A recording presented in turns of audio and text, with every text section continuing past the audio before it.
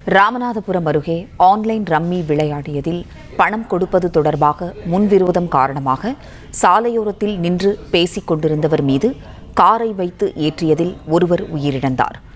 கூடுதல் தகவல்களுடன் இணைகிறார் செய்தியாளர் பிரபுராவ். பிரபுராவ், வணக்கம். கூடுதல் விவரம் என்ன, சொல்லுங்க.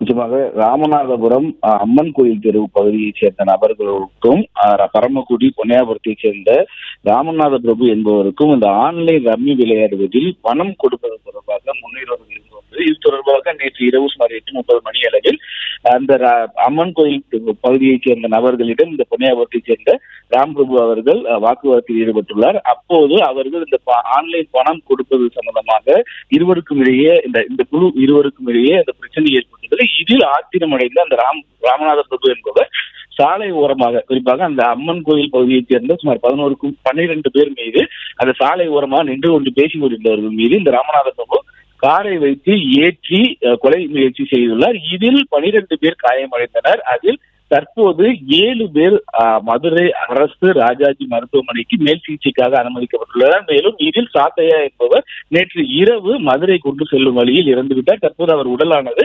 ராமநாதபுரம் அரசு மருத்துவக் கல்லூரி மருத்துவமனையில் உடற்கூறு ஆய்வுக்காக வைக்கப்பட்டுள்ளது. மேலும் இந்த 12 பேரில் 4 பேர் காயங்களுடன் ராமநாதபுரம் அரசு மருத்துவக் கல்லூரி மருத்துவமனையில் சிகிச்சை பெற்றுள்ளனர். மேலும் இந்த நிகழ்வின் போது ராம் பிரபு, காரை ஓட்டி வந்த அந்த ராம் பிரபுவும் காயமடைந்து தற்போது ராமநாதபுரம் அரசு மருத்துவக் கல்லூரி மருத்துவமனையில் சிகிச்சை பெற்றுள்ளார். இது தொடர்பாக கேணிக்கரை போலீசார் வழக்கு பதிவு செய்து விசாரித்து வருகின்றனர். மேலும் ஒரே நேரத்தில் அந்த 12 பேர் காரை ஏற்றி கொள்ள முயற்சி நடந்த நிகழ்வு அந்த ராமநாதபுரம் பகுதியில் பெரும் பரபரப்பை ஏற்படுத்தியுள்ளது.